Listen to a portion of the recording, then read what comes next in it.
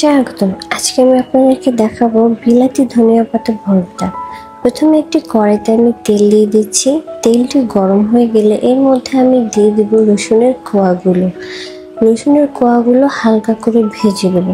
আসলে বিলাতি ধনিয়া পাতার ঘ্রাণ এত সুন্দর যে আপনি ঘ্রাণেই 2 প্লেট ভাত খেয়ে ফেলতে পারবেন। তো আমি রসুনগুলো একটু ভেজে নিচ্ছি। এরপর আমি দিয়ে দিচ্ছি কাঁচামরিচটাও রসুনের সাথে হালকা করে ভেজে নেব। তো বিলাতি ধনিয়া পাতা ছোটবেলায় খুব খেতাম।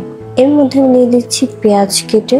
এটা অপশনাল, এটা চাইলে আপনারা স্কিপ করতে পারেন, নাও দিতে পারেন।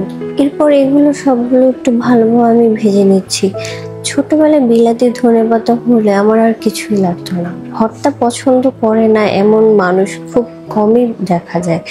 মেয়েরা একটু ভর্তা বেশি পছন্দ করে, আর সেই ভর্তাটা যদি একটু ঝাল ঝাল হয় তাহলে তো আর কথাই চলে না। ভর্তা মানেই ঝাল। আমার মতো কে কে ভর্তা পছন্দ করেন কমেন্টে অবশ্যই জানাবেন। বিলাতি ধনিয়া পাতা সবসময় পাওয়া যায় না, আর যখনই আমি বিলাতি ধনিয়া পাতা দেখতে পেলাম নিয়ে নিয়েছি, আর ভাবলাম আপনাদের সাথে ভর্তার রেসিপিটা শেয়ার করি। কারণ আমার মতো অনেকেই আছে যারা ভর্তা খুব পছন্দ করে। তো আমি ভাবলাম আপনাদের সাথে একটু গল্প করাও হবে, আমার ভর্তা বানানোও হবে।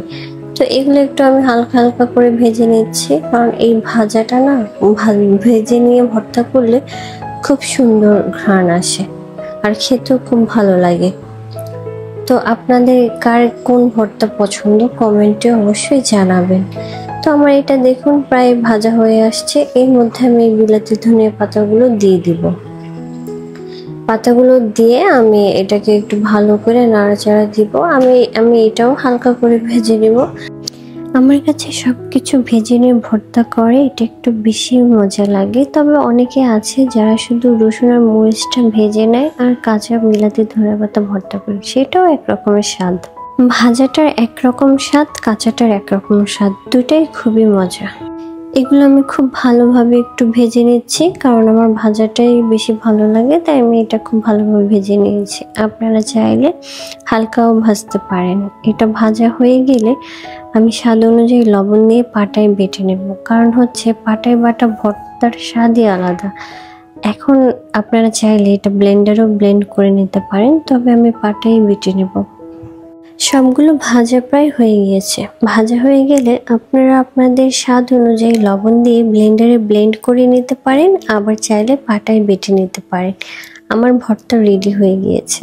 আমার ভিডিওটি যদি ভালো লেগে থাকে তবে সাবস্ক্রাইব করতে ভুলবেন না। কমেন্ট শেয়ার অবশ্যই করবেন। আজকের মতো এখানেই বিদায় নিচ্ছি। আল্লাহ হাফেজ।